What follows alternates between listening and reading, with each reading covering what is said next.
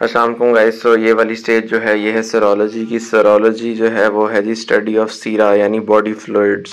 तो अब body fluids कौन कौन से होते हैं हमारे पास, हमें पता है कि वो ब्लड होता है, सीमन होता है, यूरिन होता है और मिल्क होता है। ये ना अक्सर हमारे पास ट्रेस एविडेंस के तौर पे ही चीज़ें आती होती हैं। तो अब हम देखते हैं कि ट्रेस एविडेंस के लिए कौन कौन से स्पेसिमेन आ सकते हैं। कुछ होते हैं जो होते हैं बायोलॉजिकल, कुछ होते हैं जो होते हैं नॉन बायोलॉजिकल। बायोलॉजिकल में यही ब्लड, यूरिन, वॉमिटस और स्टूल, स्टमक वॉश जो हम करते हैं उसके कंटेंट, CSF, सलाइवा, हेयर्स, ये सब आ जाते हैं। हेयर्स भी 3 रीजन्स के, आपके पास हेड के, एक्जिला के और प्यूबिस के।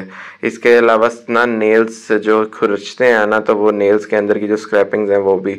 नॉन बायोलॉजिकल में एनवायरनमेंट की चीज़ें होंगी, विक्टिम और एसेलेंट की ना रिलेटेड थिंग्स, जितना क्लोथ्स, गॉगल्स, मोबाइल वगैरह, या उनके पॉकेट वगैरह के अंदर अगर कोई चीज़ है या क्लोथ्स में तो वो। अब देखते हैं हम ब्लड को कि ब्लड क्या होता है। ब्लड जो है हमारे पास ये एक विस्कस फ्लूइड होता है जिसका pH जो है याद रखना है आपने 7.4 होता है। इसके 2 कंपोनेंट्स होते हैं, एक होता है कंपोनेंट जो सेल्स होते हैं और दूसरा प्लाज्मा।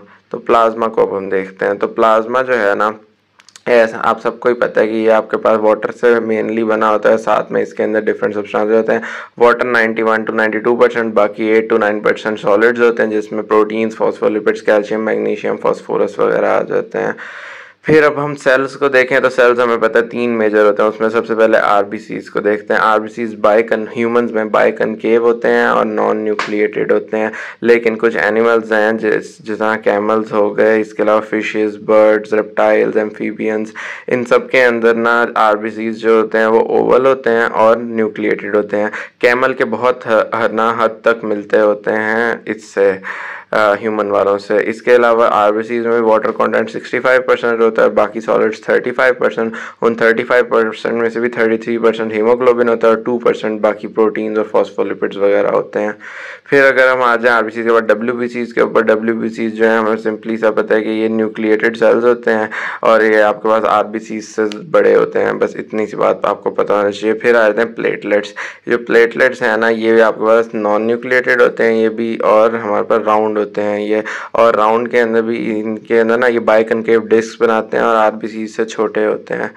अब एक बात पूछी जाती है अक्सर कि ना क्या basis of genetic maternal blood groups के, यानी मैटरनल ब्लड ग्रुप्स जो हैं क्या उनको भी हम सेरोलॉजी में फाइंड कर सकते हैं। तो उसने कहा serologically it is not possible to differentiate between heterozygous and homozygous blood groups. ठीक है, बाकी आगे हम ब्लड ग्रुप को देखेंगे अलग से भी, लेकिन ये वाली बात आपने याद रखनी है। अब हम एक मेजर टॉपिक पे आते हैं जो कि है DNA प्रोफाइलिंग।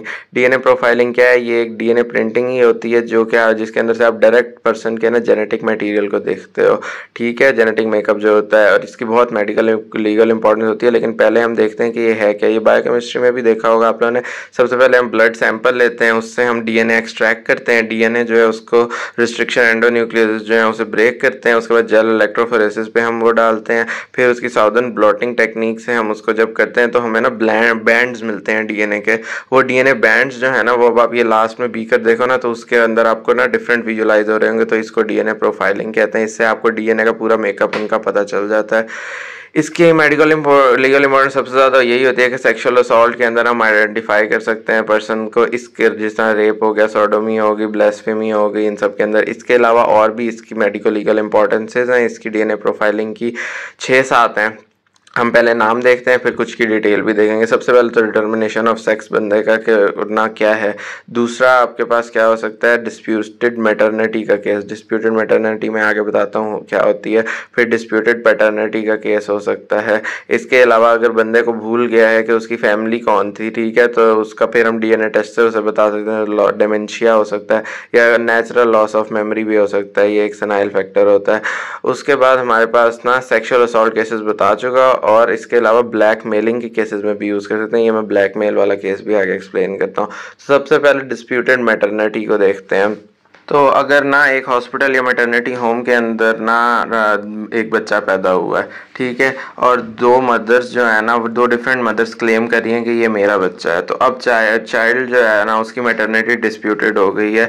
तो अब हम उसका DNA टेस्ट या DNA प्रोफाइलिंग कराएंगे, तो उससे हमें पता चलेगा कौन उसकी मदर है, और फिर ये केस जो है ये आसानी से सॉल्व हो जाएगा। तो ये इसका पहला यूज़ हो गया डिस्प्यूटेड मैटरनिटी का।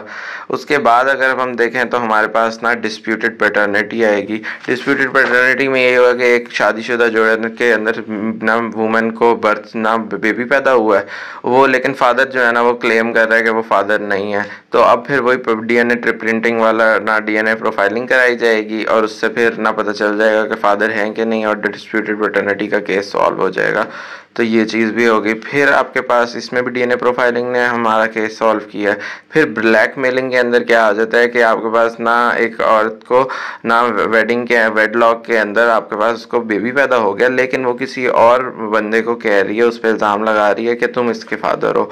तो फिर क्या, और बंदा डिनाई कर रहा है, तो अब क्या होगा, डीएनए प्रोफाइलिंग कराएंगे और पता चल जाएगा कि वो सही कह रही है कि गलत कह रही है। तो ब्लैकमेलिंग से भी इसमें हो सकता है। फिर आपके पास ना कुछ मैरिजेस जो है ना उनको नलीफाई करने के लिए कुछ लोग ना इल्ज़ाम लगाते हैं कि इस बंदे ने ना किसी और के साथ या इस औरत ने किसी और के साथ एडल्ट्री की है, ठीक है, जिसकी वजह से ये बेबी हुआ है। तो यही अगर कोई बच्चा एक कपल को पैदा हो, ठीक है, और हस्बैंड डिनाई करे कि वो फादर नहीं है और डाइवोर्स लेना चाहे, ठीक है, तो अब क्या करेंगे हम, डीएनए प्रोफाइलिंग और डीएनए प्रिंटिंग करा के उसको अगर वो प्रूफ होता है तो उनकी डाइवोर्स होगी, वगरना नहीं होगी, वगरना वो झूठा इल्ज़ाम होगा।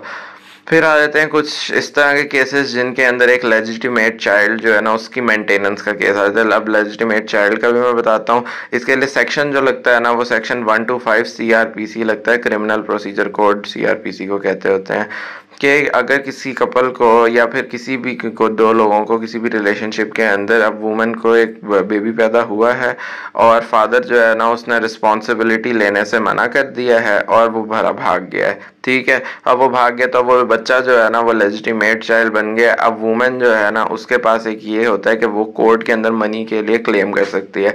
1898 में जब ये बना था तो रूल तब क्या कहते हैं ना, और ₹500 पर मंथ तक ना रखा गया था ताकि वो किसी एक सर्टेन एज तक ना उस बच्चे की मेंटेनेंस कर सके बगैर किसी मसले के। तो यहाँ तक ये था। Thank you so much.